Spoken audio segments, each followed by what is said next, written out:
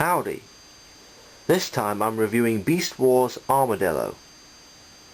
This figure has the single honour of being the first ever Transformer I got, which is probably the highest praise this one's going to get. His beast mode, as his name implies, is an armadillo, and a basic sized one at that. It looks okay regarding proportions and colouring.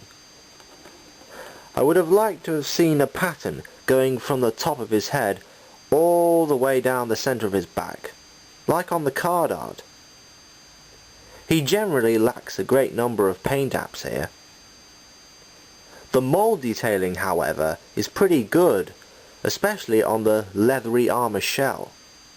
It gives the beast a feeling of defence. There's also some on the head and tail. As for articulation, well, he has some motion in his forelegs and some back and forth movement in his feet, but that's it. Finally, the only obvious robot parts from above and side angles are the robot feet. If you look underneath though, you have the typical undercarriage junk. Armordillo is part of a group of basic Beast Wars figures known as flipformers. All you do to transform him is pull up the tail. The head then automatically folds down and the legs flip out. Then just remove his weapons.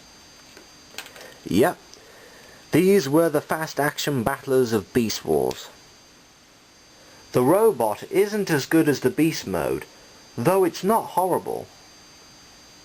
The proportions are okay for the most part, though he has claws instead of actual hands. Adds a bit of character, I guess. Like most flipformers, Armordillo has a noticeable backpack, but it doesn't stick out like razor beasts or rat traps, and again acts as a form of defense. The colour balance is okay, with the grey breaking up all the orange. The mould detailing is pretty much the same as before, and the only additional paint apps are the optics on his fierce head sculpt.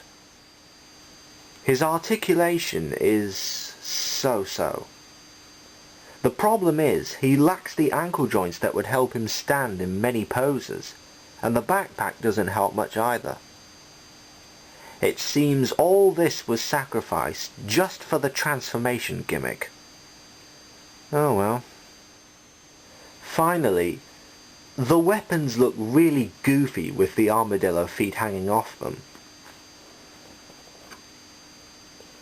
You can store them in their beast mode locations,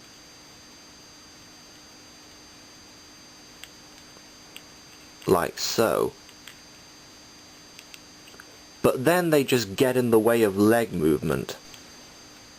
As far as Beast Wars figures go, Armordillo's about middle of the road.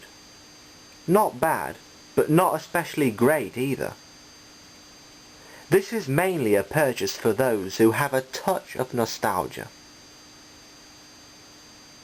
Join me next time where I'll be looking at the first wave of Classics Legends. It's the only wave I have to review though. Until then, till all are one.